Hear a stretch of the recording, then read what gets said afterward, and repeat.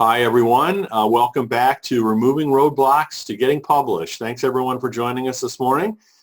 Our speaker today is Reverend Dr. Frank A. Thomas. Frank serves as director of the PhD program in African American Preaching and Sacred Rhetoric and the Nettie Sweeney and Hugh Miller Professor of Homiletics at the Christian Theological Seminary in Indianapolis, Indiana.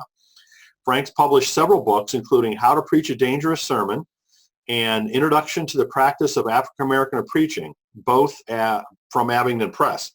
He's also published additional books such as They Like to Never Quit Praising God, The Role of Celebration in Preaching, and another book, Preaching as Celebration Digital Lecture Series.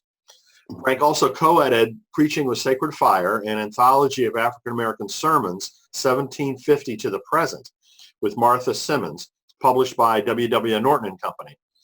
This critically acclaimed book offers a rare view of the unheralded role of African American preachers in American history. Frank is also the author of several other books on subjects from matters of prayer to spiritual maturity. For many years, Frank has also taught preaching to doctoral and master level students at McCormick Theological Seminary in Chicago, the Memphis Theological Seminary, and the United Theological Seminary in Dayton, Ohio. He is the CEO of Hope for Life International and serves as a member of the International Board of Societas Homiletica, an international society of teachers of preaching.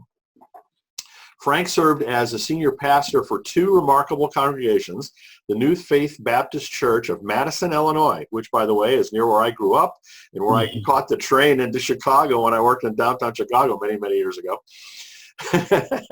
And also the Mississippi Boulevard Christian Church of Memphis, Tennessee.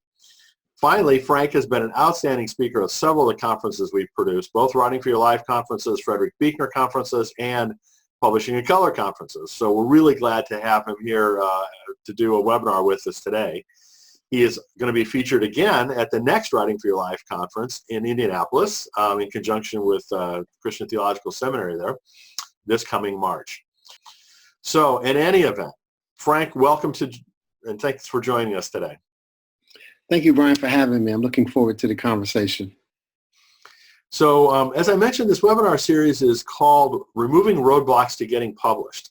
Mm-hmm. So what were some of the major roadblocks that you encountered when you first wanted to have books published, and what were the steps that you took to overcome those roadblocks? I think that the whole publishing process is a great mystery, particularly your very first book. It is, it's something that you don't quite understand. And so you tend to go through a process of book proposals or rejection letters. And it's a very painful process to get a handle on how it works and what are the variables by which publishing houses agree to publish books. So that was the first roadblock I had. I didn't understand it. I didn't understand that just because it's something was vital and valuable to me did not necessarily mean that it was vital and valuable to an audience. And that the function of editors and the function of a publishing house, once you have a wonderful relationship, is to help you to take your idea and from my experience, what I've learned is they give good feedback on how to help it reach an audience. So after you get over the hurt of, rejection letters and et cetera, what happened with me is I finally ran into a person who took a tremendous amount of interest, who rejected my book proposal and said it was good stuff, but they sent it out for a review, and the two reviewers didn't think it was ready. And so she challenged me because that was my 7th rejection letter.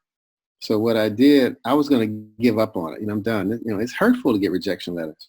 And she called me up and asked me, why are you going to quit? Do you believe in this project? I said, yeah, I believe in it. I would not have mailed 7, I would not have done 7 book proposals if I didn't believe in it. I said, if you believe in it, why are you giving up now? There's good stuff here.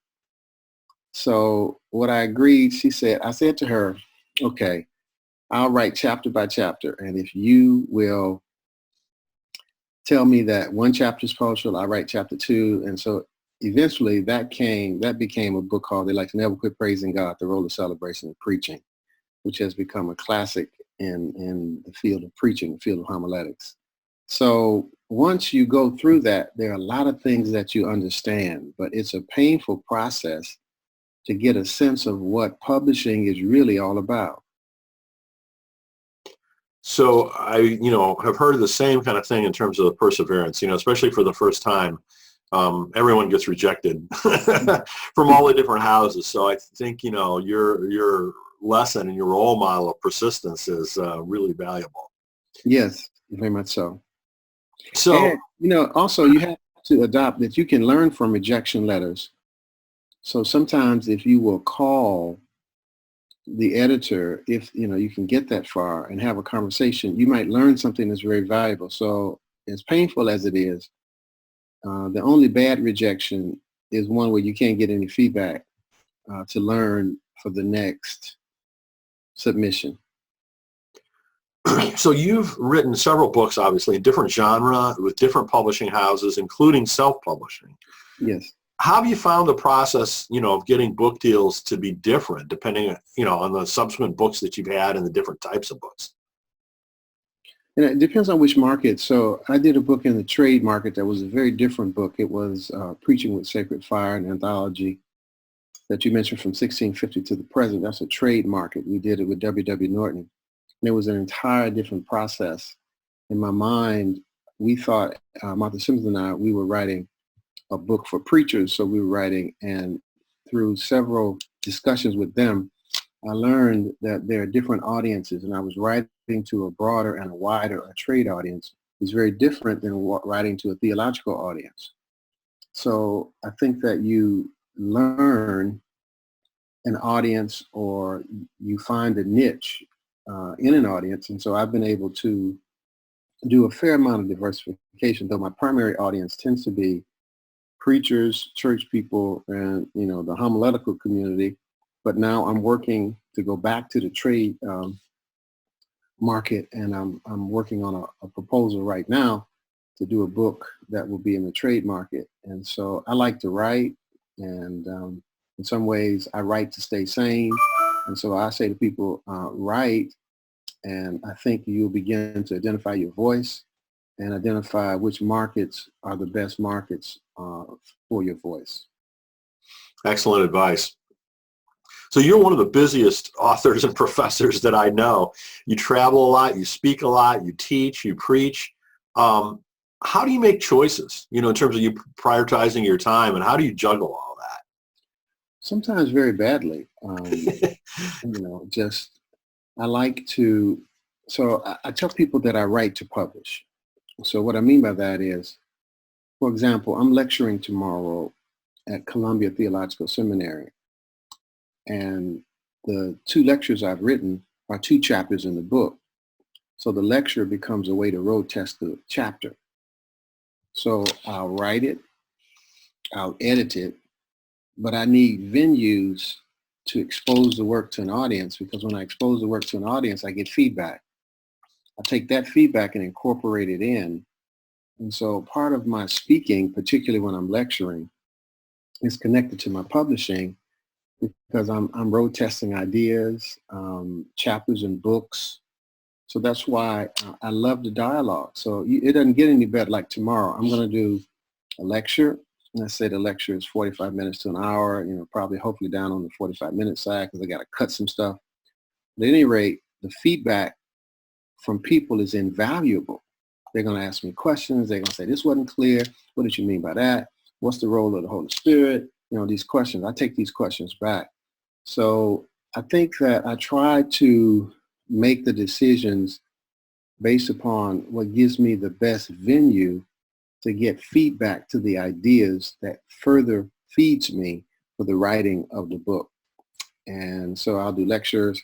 I teach preaching classes, for example, and I'm always interfacing with both doctoral students in preaching and Master of Divinity students, and sometimes seminary trained people who want to learn preaching. So that keeps me fresh. I'm in contact. I think audiences keep you fresh. You get a chance to road test your ideas. So if I can get a venue to road test, then I'm going to put it out there because that feeds my creativity. Excellent. Also, let me say this, of course you got to balance it with family. So sometimes I do a miserable job of that. And I do have a real job. I am a professor of homiletics. So I try to balance all that out, but it feeds my creativity. So another thing that you're active with that you have to balance is social media. Yes. And can you talk a little bit about what your social media strategy is and whether you get any feedback on some of your early ideas there? I do a Monday morning Periscope call, 8 o'clock Eastern time, every Monday morning virtually, that on preaching. And I've learned that if you're going to publish, you have to convene your own audience. That you cannot rely upon a publisher to find an audience for you. So, and one of the rules of publishing I very painfully found out is this.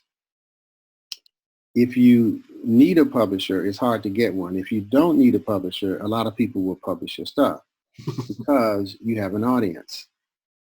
And if you have an audience, then a publisher is trying to figure out, if we accept this book proposal, how many copies do we reasonably believe in a business plan we could sell?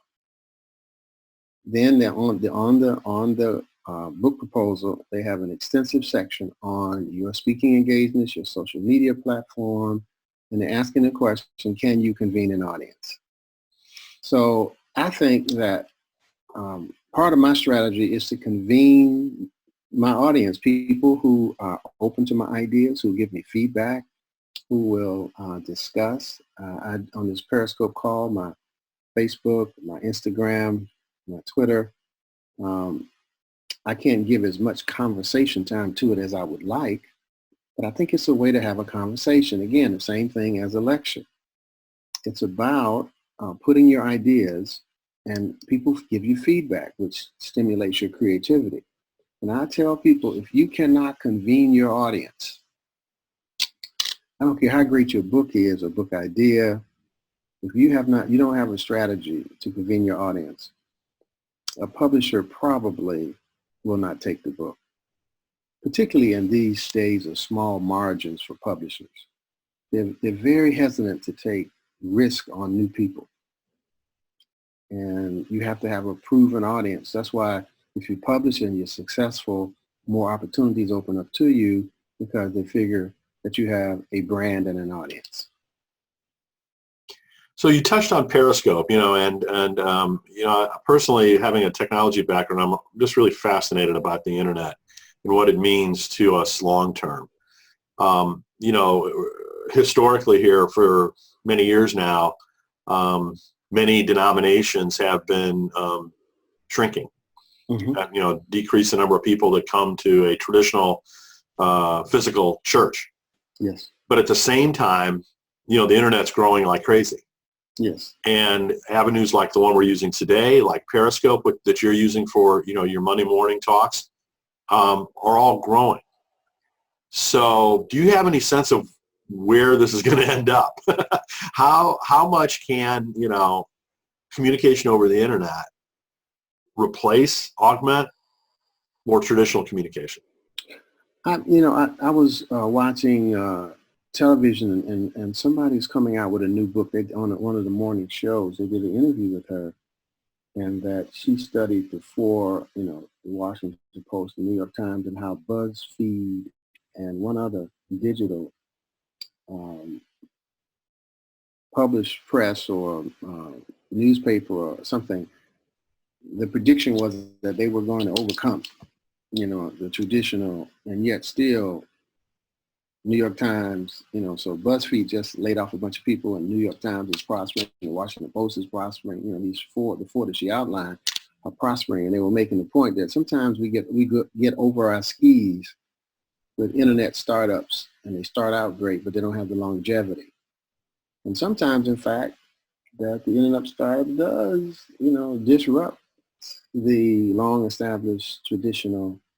But I would say, I believe that convenience is very important to people and will be even more important and making it convenient that I can either do it on demand. I can watch this webinar when I want to, or I can watch this webinar from the comfort of my own home, or I can be on the road and watch this webinar.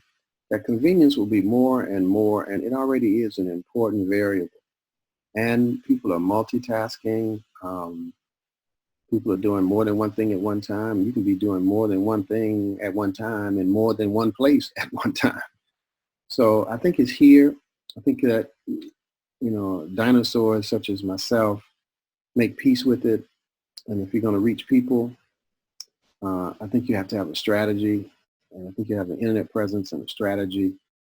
And it's here to stay. It's not going anywhere. I was at Trinity United Church of Christ 2 Sundays ago, and my granddaughter was being christened, and they have a section, they have a digital pastor. So in the time in the service where they have the fellowship time, where people are shaking hands, the digital pastor comes up to me and says, "We want you to speak to the digital audience." So, "Hey, I'm Dr. Frank Thomas. I'm enjoying myself at Trinity United Church of Christ. It's a wonderful day. My granddaughter's being christened, blah, blah, blah." I sent in shouts out, did that. It was like, less than a minute.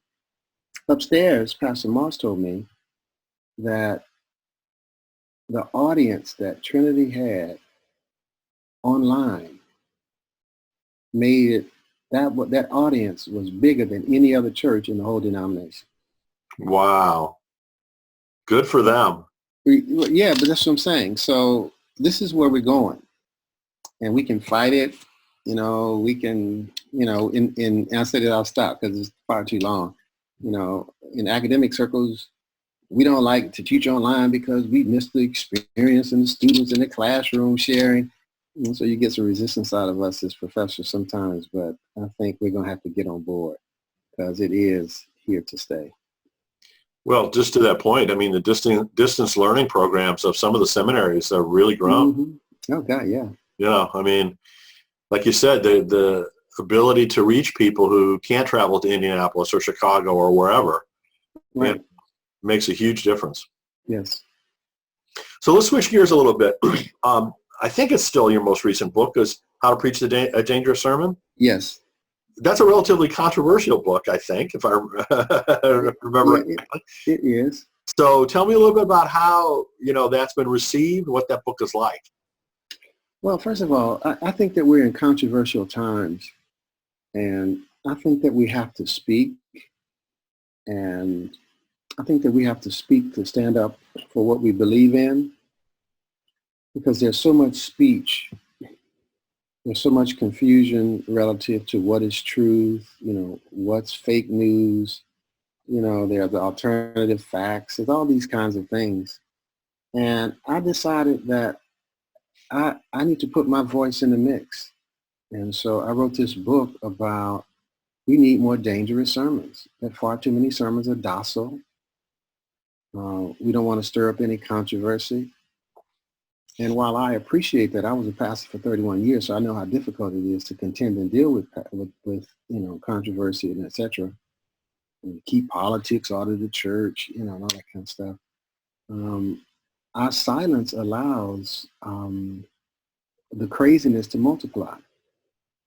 Our silence allows, for me, forces of injustice, forces of racism, of hate, violence, to have free reign. And so I speak. And I believe the gospel calls us to speak. So I call that a dangerous sermon. It upsets the moral hierarchy, that there's a hierarchy, a moral hierarchy. It upsets the hierarchy. And so I wrote it. And it has done very, very well. It has done amazingly well. It is controversial for sure. But there are a lot of people, as I went around the country last year lecturing, and a lot of people were saying to me, I want to preach like that, but how do I survive it? How do I keep my job? So now I'm working on a sequel called How to Survive a Dangerous Sermon. But I believe that we're called to speak the truth, and sometimes speaking the truth, gets you in trouble. And I don't say that every Sunday a pastor or a preacher needs to preach dangerous sermons, but every now and then we ought to say something of meaning and of relevance and take the risk of offending somebody. So I hear a lot of docility. I hear a lot of, we don't, for sake of it, we vanilla. And I think the times are too critical. I think democracy is at risk. I think we're undergoing a period of the greatest risk for democracy since World War II. And our silence only allows the threat to continue, and if we're not careful, the threat to overwhelm us. Well, I couldn't agree with you more, Frank, and I'm so glad that you wrote that book, and I'm so glad that you're pushing that envelope, because I think it's one that definitely needs to be pushed. Well, thanks, sir. It's I think you know what I want to do for for your audience. I got a recommendation from an agent that I met at Publishing and Color Conference, and she gave me the recommendation of a book called The Situation and the Story by Vivian Gornick. I know you can't make that out, but that's what it looks like. It's called The Situation and the Story. And what she argues or discusses in the book is that every great work of literature has both a situation and a story. The situation is the context or the circumstance, sometimes the plot. The story is the emotional experience that preoccupies the writer, the insight, the wisdom, the thing one has to say. So every piece of literature has a situation and a story. My situation was, this is what I wrote, the moral decline of America, the lack of moral imagination in America. The story was me as a thinking African-American Christian trying to warn of doom with the hope of a return to moral principles. So if you're a writer and if you're looking at me, one of the roadblocks, if you're not clear about what's the situation and then what's the story and what's happening and where does it intersect you and what's the experience that you have that you can share that might help other people deal with the situation. So it's by Vivian Gornick, Gornick. I guess I should, as a professor, I should give you the publisher. It's by Farrar Straus out of New York. So I recommend that to the viewers. Excellent. Well, I will definitely include that in my weekly emails. I have a featured book each week. And so I'll include that in one of the upcoming weeks, because that sounds like it'd be incredibly valuable to writers. Yes, it would be. It's been valuable to me. Well, my next question was going to be, what advice do you have for new writers? So that was certainly a real good one. Yeah, I would start with that. I think, a couple things. One thing is convene your audience. If that's the social media or, you have to have an audience, and a publisher will not give you an audience. They publish people who have an audience. Now, they may think that if they help you publish, it'll help you expand your audience, but you must have an audience. Second, as I said, get clear about the situation and the story. What's the situation, and what's your contribution that will help people deal with the situation? I think third thing is perseverance. Fourth thing is don't be afraid of the feedback. You need it, and get feedback, whether if you can get an audience that will give you some feedback, it will help to stimulate your ideas. And then to believe, not give up. I believe in this. It takes a lot of investment of time. What I say, Brian, is it takes me about a month to write a chapter. And that month might include, if I had to do hours, just a raw sense of hours, it probably takes me maybe 15, 16 hours a week. So I would say 60 hours out of a month to write a chapter. I have a friend, Dr. Andre Johnson, teaches at the University of Memphis, who says write 2 pages a day. And if you write 2 pages a day times 30 days, that's 60 pages. You have something. But it takes me about a month to write out, to do a chapter, and the perseverance to keep going. Even when sometimes I forget what I'm trying to say. I have to back off and then write again, write again. Perseverance and believing in your voice. I have something to contribute here. You know, I have something to say. And a few rejection letters will convince you that you don't have anything to say. But just to persevere and to believe. So that's just the first couple that comes. Well, great advice. Absolutely great advice. So do you have a particular schedule, like time of day or location? Early, Right? early is better for me. I don't work late, so I'll get up at 3:30, 4 o'clock in the morning, and I have to write an hour and a half vignettes. So I'll sit in this chair and I'll write hour and a half. If it's really good, 2 hours. 2 hours at the most. I have to do something. I have to go on a break. I have to go to the gym. I have to go to work.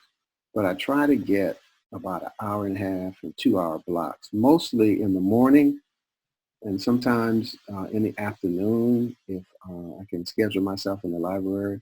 But most of my work is done early morning, probably between 3 and 7 o'clock. Wow, that's early. Yeah, it's my bed. The house is quiet. I tend to be an early person, so and then sometimes on Saturday afternoon, I'll steal a couple hours for writing. And sometimes Sunday afternoon after church services and such, but principally it's in the morning. So as I mentioned earlier, Frank's going to be one of our speakers at the upcoming Writing for Your Life conference in Indianapolis, March 13th, 14th. Frank, can you tell us a little bit about what you're planning to present there? I'm talking about, both two things, your passion the passion for writing. And I'm talking about, I think I told you I was going to talk a little bit about how to preach a dangerous sermon, but from the perspective of how, if you have a passion for writing, how is it that you move to an actual subject on the page? So I think that I'm still working and writing on it, but what I'm trying to do is to help people to ignite their passion for writing, which people wouldn't be at a conference if they didn't have some passion for it. And then to talk about how do you get to passion to page. And sometimes for me, when I look at what's going on in the culture, um, either I'm upset sometimes or sometimes I feel I want to speak, that having a voice, putting your voice in space, it's a form of self-respect. It's a form of opposition to forces that would silence you. Um, so I think that, that's kind of general, but that's where I am at this point. It's not till March 13th or 14th. I got a couple more days to hone in, but that's the general direction I'm going in. Well, we're certainly looking forward to that, Frank. I appreciate you participating in that. Thank you, sir. Thank you for the invitation. Again, it's an opportunity to stimulate my creativity. We need audiences. We really do. So Frank was a key partner with me in launching the Publishing in Color conference series, which is intended to increase the number of books that get published by groups of people who are currently underrepresented in terms of the number of books that get published. So African Americans, Asian Americans, Latino, etc. And Frank was keynote at the very first Publishing in Color conference that we did in June of 2018 in New Jersey,